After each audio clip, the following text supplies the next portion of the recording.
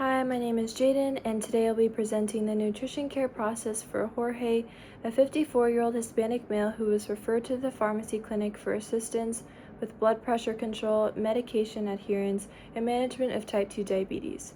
For Jorge's nutrition assessment, I would collect information related to his medical history, medication, lifestyle, dietary habits, and barriers affecting his health.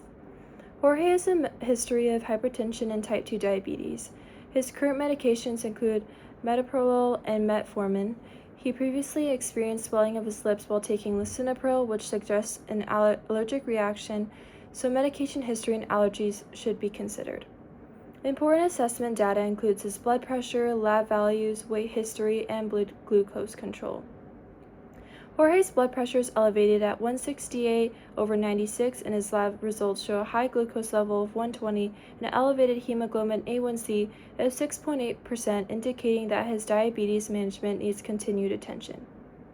A dietary assessment would include evaluating his usual food intake, portion sizes, carbohydrate intake, sodium intake, fruit and vegetable consumption, alcohol intake, and beverage choices. Jorge reports eating mostly traditional Mexican foods, including flour tortillas, refried beans, rice, and beef, while eating limited amounts of fruits and vegetables. I would also assess physical activity, food access, health literacy, and any barriers that affect his ability to follow his treatment plan. Based on the assessment findings, an appropriate nutrition diagnosis is excessive carbohydrate intake related to limited nutrition knowledge and dietary patterns, high and refined carbohydrates, as evidenced by elevated hemoglobin A1C of 6.8%, elevated blood glucose of 120, and reported frequent intake of tortillas, rice, and limited fruit and vegetable consumption. For Jorge's nutrition intervention, the nutrition prescription will focus on improving blood control and supporting diabetes management through a balanced carbohydrate-controlled, heart-healthy eating pattern.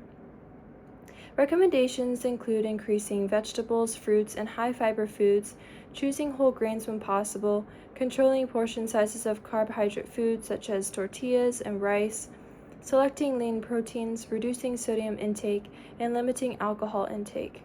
Jorge should also continue physical activity such as walking and gradually increase his activity as appropriate. My on-screen nutrition infographic would focus on a diabetes-friendly plate. The infographic would show half the plate filled with non-starchy vegetables, 1/4 of the plate with lean protein, 1/4 of the plate with whole grains or healthy carbs, water is the preferred beverage, tips for balancing traditional foods with healthier choices. Cultural competence is an important part of Jorge's nutrition care. Since Jorge enjoys authentic Mexican foods, recommendations should include healthier modifications to familiar foods instead of removing cultural foods from his diet. For example, he can continue eating traditional meals while adjusting portions, adding more vegetables, choosing leaner proteins, and using high-fiber carbohydrate options when available. Health equity should also be considered by recognizing possible patterns such as unemployment, access to affordable healthy foods, and medication costs.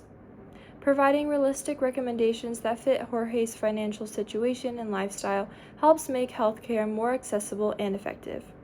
For nutrition monitoring and evaluation, I would monitor Jorge's blood pressure, hemoglobin A1C, blood glucose levels, weight changes, medication adherence, and dietary habits.